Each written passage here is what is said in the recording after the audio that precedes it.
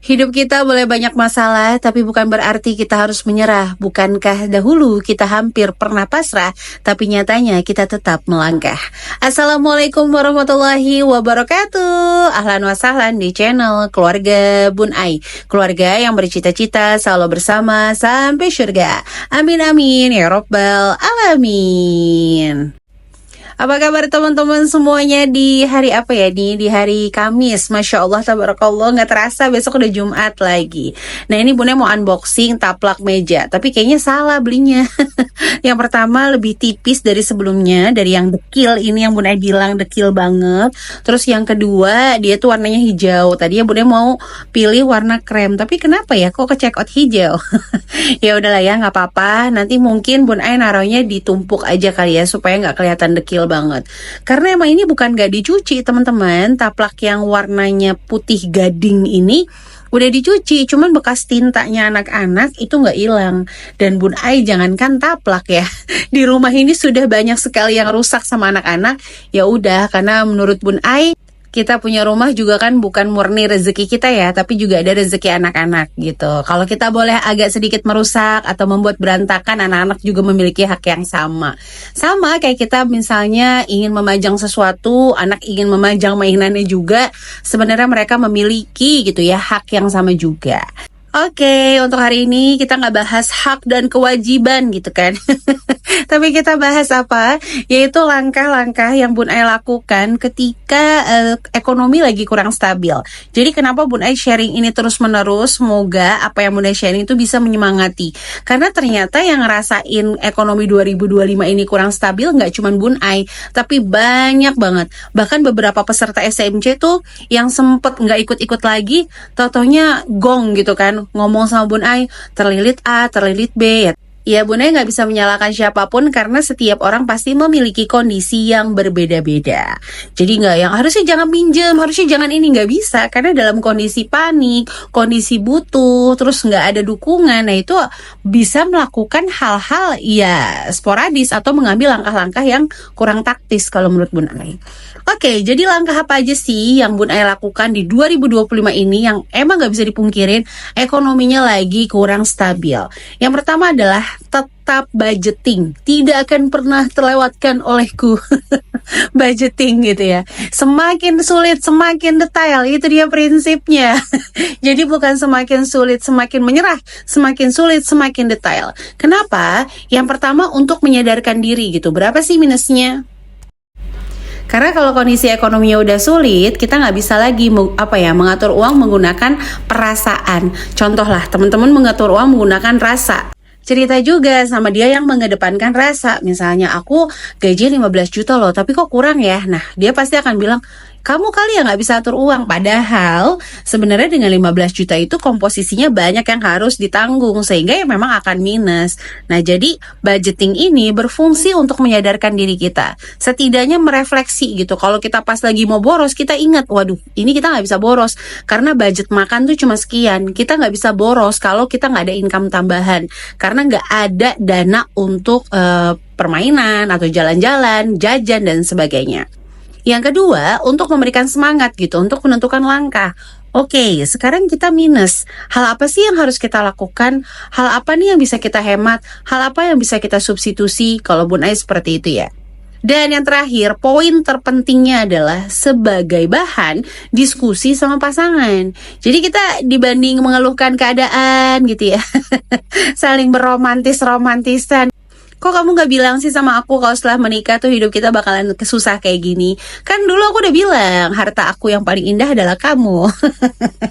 Ya ternyata setelah harta yang paling indah adalah kita, pas menikah kita tetap butuh harta ya. Untuk apa ya? Untuk menunjang ibadah dan untuk menunjang parenting kita supaya jauh lebih baik. Tapi kembali lagi, harta itu adalah nikmat terendah, nikmat tertinggi itu adalah kesehatan. Jadi teman-teman yang hari ini lagi diuji harta, sebenarnya diuji di titik yang ya mungkin bagi Bun Ai bukan yang mudah, tapi masih di bawah kalau kita diuji sama kesehatan. Nah jadi kembali lagi nih, kalau kita udah punya budgeting, kita bisa nih ngobrol sama pasangan. Enak ngobrolnya, Beb, Yang, Ayah, Kakanda, ini tuh kita kurangnya sekian loh. Coba deh kamu lihat komposisinya. Kira-kira ada ide nggak? Nah, seperti itu ya. Jadi bukan yang kayak, aduh ini tanggal 10 gaji udah habis, kamu kemana aja sih, kok boros banget. Terus kita langsung kena mental, iya ya aku boros ya, iya ya aku nggak bisa atur uang, iya ya aku ternyata orangnya gampang nggak enakan misalnya. Jadi budgeting itu berfungsi menurut Bun Ai untuk kita memiliki apa ya, data akurat kalau memang keuangan lagi sekarat. Oke, selanjutnya yang kedua adalah stop menabung. Nggak tahu kenapa, Bunda itu udah mulai kayak stop nabung dulu deh. Fokusnya itu pada cukup aja dulu.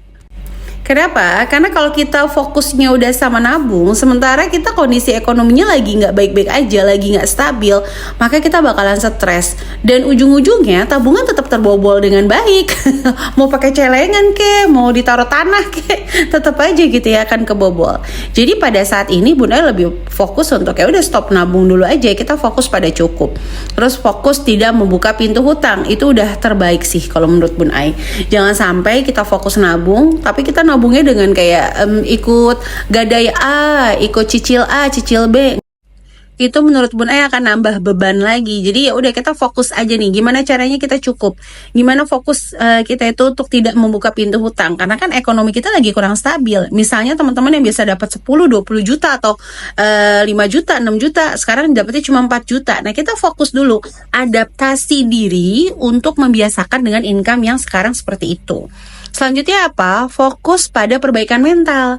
Jadi lebih baik dibanding fokusnya tetap maunya kayak dulu, kayak gaji yang misalnya sama 10 juta atau 20 juta, sementara yang kita terima sekarang lagi di 6 juta, mendingan kita perbaikan mental dulu deh.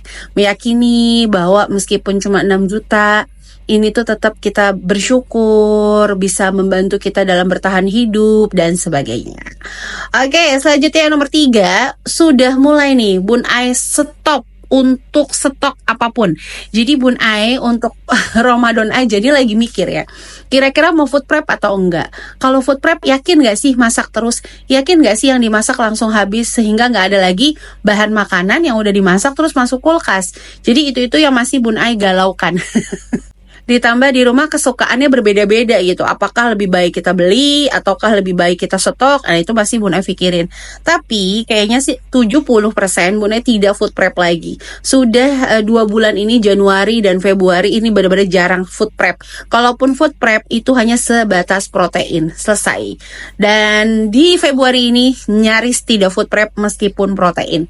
Paling kalau misalnya stok tuh kayak cuma ayam gitu 2 terus diungkep, udah. Biasanya kan heboh. Yang kedua, cemilan juga udah mulai nih Bun Ai kurang-kurangin. Kayak misalnya biasanya beli ciki, kita ganti ke kerupuk, biskuit, kita ganti ke yang cemilan bisa dibeli pagi-pagi, seperti itu. Persabunan stok tapi nggak terlalu banyak, paling susu bayi, karena susu bayi itu memang wajib banget stok kalau menurut Bun Ai. Dia kan nggak mungkin kan bayi semungil itu kita ajarin hemat tuh susunya diencerin, kan nggak mungkin ya. Nanti yang ada ujung-ujungnya kita menzolimi. Nah selanjutnya yang nomor 4 adalah memulai langkah-langkah kecil gitu. Jadi berhenti kita berpikir, contoh ya yang mau gitu, aduh belibet ya kan sambil gendong. Misalnya yang mau mulai jadi konten kreator, mikirnya aduh ini aku harus sehari 10, gimana caranya aku 5, gimana caranya aku 7 upload setiap hari.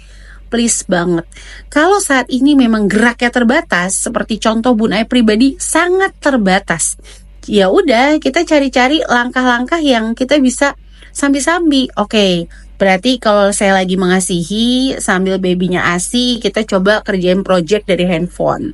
Terus sambil babynya ASI mungkin kita belajar bikin materi dan sebagainya. Jadi kalau geraknya terbatas, terima dulu deh. Bun Ai bisa ngomong kayak gini karena Bun Ai juga punya pengalaman. Dulu-dulu Bun Ai agak-agak baby blues juga. Waduh ini banyak banget yang mau aku kerjain, cuma ternyata si baby ini nggak kayak kakak-kakaknya gitu, nggak kayak abangnya yang harus ngelihat muka Bun Ai terus. Tapi ya udah kita terima aja teman-teman. Nah kayak cemilan tuh Bun Ai udah mulai mengalihkan dari yang biskuit-biskuit gitu, sekarang Bun Ai ganti ke homemade yang simpel-simpel lah, piscok, martabak tahu, kayak gitu aja. Yang penting anak-anak suka, karena jujur anak Bun Ai juga bukan tim yang cemilan berat, misalnya bubur sumsum, bubur kacang, itu enggak ya. Terus sambil berpikir kira-kira langkah apa lagi ya. Jadi kadang sambil mengasihi tuh Bun Ai mikir, apa ya yang bisa aku kerja ini sambil mengasihi gitu. Selain bikin materi, terus terima beberapa project yang bisa kita hitung sambil mengasihi. Nanti kalau adiknya tidur, baru kita kerjain lagi di laptop, terus ngapain lagi. Jadi dengan langkah kecil sambil berpikir, oh oke, kita bisa kali ya hemat di bagian A. Oh mungkin bekal si kakak kita kurangin, jadi perbanyak lauk misalnya. Seperti itulah langkah-langkah kecil yang ternyata membawa dampak. Kayak selanjutnya apa? Stop bingung. Udah, jangan bingung lagi, jangan galau lagi, jangan mikirin gaji kita yang lama ya. Kita pikirin gaji kita yang saat ini, tanggungan kita saat ini. Jadi jangan mikirin gaji orang juga, jangan mikirin pendapatan orang juga, nggak usah. Please, yang pertama, tidak usah menyalahkan keadaan. Keadaan kita hari ini adalah yang dipilih Allah. Jadi udah pasti yang terbaik. Yang kedua, stop gitu ya membandingkan pencapaian. Contoh, wah dia udah umur sekian, udah di ABC ya. Atau misalnya, kok dia bisa ya cuma 10 upload langsung FYP? No, kita tidak pernah tahu gitu hadiah apa yang diberikan Allah sama dia atas kesabarannya yang dulu-dulu. Nah mungkin Allah lagi mau ngasih kita hadiah, tapi kita harus sabar dulu teman-teman. Selanjutnya kita menerima dengan rasa syukur. Emang sih kayak ngomong mah gampang Bun Ai. Iya, ini Bun Ai udah ngelakuin. Makanya Bun Ai sharing ya nggak, pengalaman pribadi nih mahal. Jadi ketika ternyata Bun Ai mencoba untuk nggak nerima dan Bun Ai kayak kufur gitu, aduh coba aja, itu nggak menambah apapun dan ujung-ujungnya malah bikin stres, terus akhirnya pada sakit. Dan akhirnya apa? Kita makin menderita. Kalau bahasa Bun Ai sama Pak suami gitu ya, ini uang kita udah sedikit, jangan ampe kebahagiaan kita juga sedikit. Nggak apa-apa, uang lagi sedikit tapi kebahagiaan kita selangit beb gitu. Bun Ai selalu ngomong gitu sama Pak suami. Akhirnya ya alhamdulillah gitu.